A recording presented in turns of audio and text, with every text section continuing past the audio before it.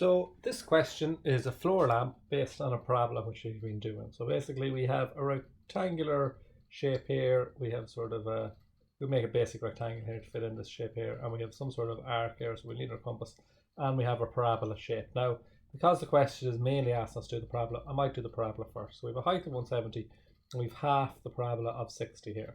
So actually what we're going to do is we're going to have to use another 60 here in order to construct the construction for the parabola, and then what we'll do is we'll only heavy in the bit we need. So there's two sort of potential methods that we could do this in. You could do it in the typical method, or you could do the mirror method, which we've been looking at.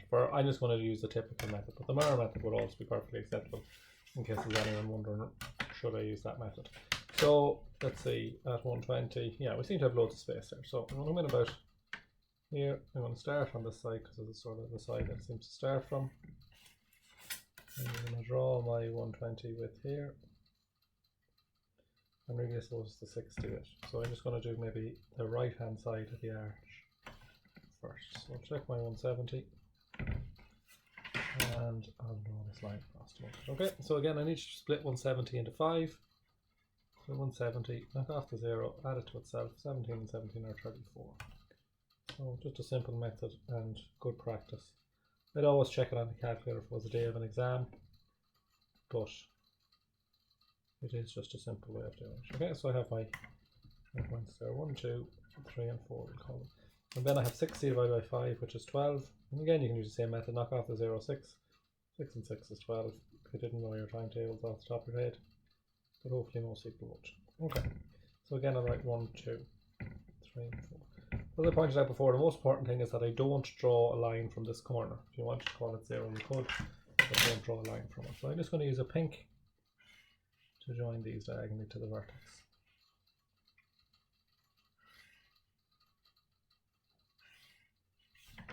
And I'll bring these up.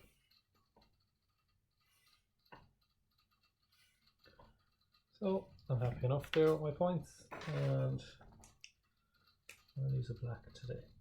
So I'm just going to mark them with a bit of a crosshairs, and then I'm going to sketch it in. Now I'm left with an option of the other side, and I could do two methods. I could use the mirror method, or I can do the whole construction again. I typically would have done the mirror method in most ones, but again, for some students, particularly students of ordinary level, they may think that this method is easier. The only thing they need to make sure that they remember is that they need to draw the full rectangle, i.e. the bit that's not even in existence here. So it'll be the same. Let's see, what's that? We're going over with this far, basically making a rectangle out of it, making the same. I want to sketch it in there. That's basically what I'm doing. Okay, to make a full rectangle out of that. But I can take my splits without having to mark them again. So my black smudged a small bit there, but overall it's fine. And I'll do my 12 there. So again, the question is asking me to do a parabola, or that's mainly what the question is about. If that was an exam, that's where the main marks are going. Now, I'll draw these lightly, but I'm not going to heavy in the curve until I've drawn a little bit of the lamp, I suppose would be the best thing to call it. A bit with the bulb in it. Okay. The lamp shade, I suppose we can call it. So we know that if we come back down, so the other way I could have done it is I could have mirrored them across. Okay, so we're going to come back down now 70, and I'll just use a different colour. So let's see, have I a light green there anywhere handy? So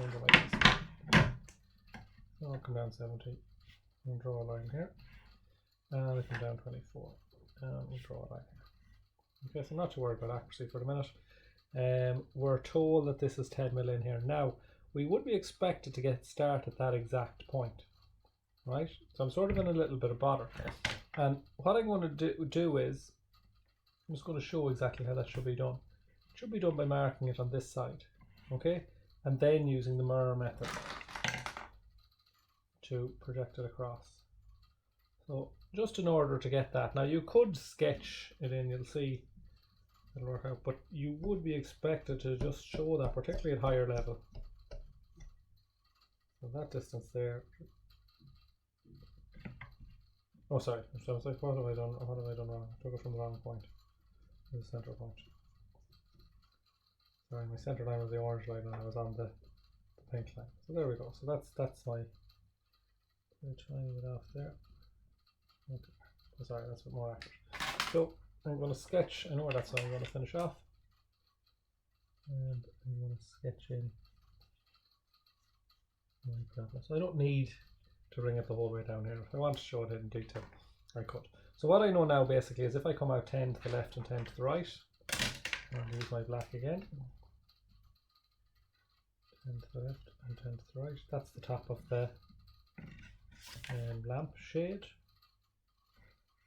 Or bulb holder, whichever one to call it. And if I come out 14 to the left and 14 to the right, that's where it is at the bottom. So we'll draw that like so.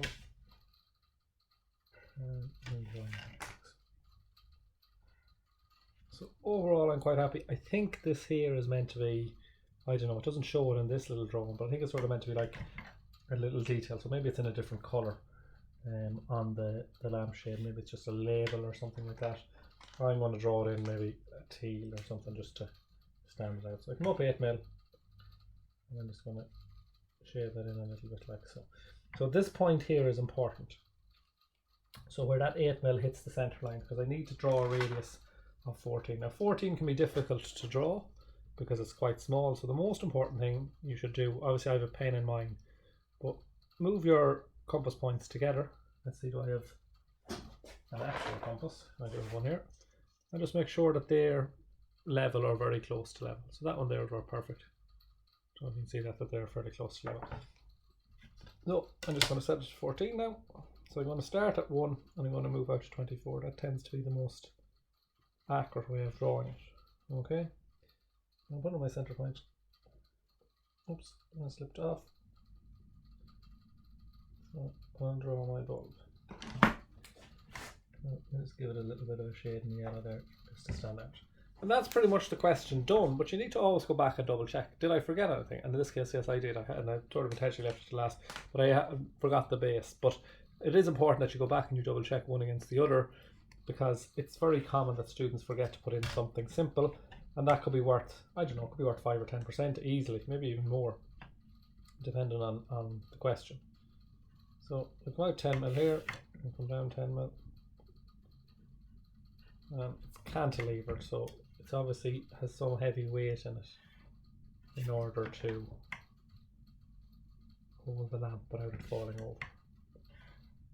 There we go, there's the question for today, and comparing the two of them are happy enough. Again, a little bit of shading makes it look nice. You want to do, I only have markers here at the minute. I don't want to go over my numbers, so I won't go over too much, but there's a nice red. I wouldn't shade, you wouldn't shade with markers in your question, but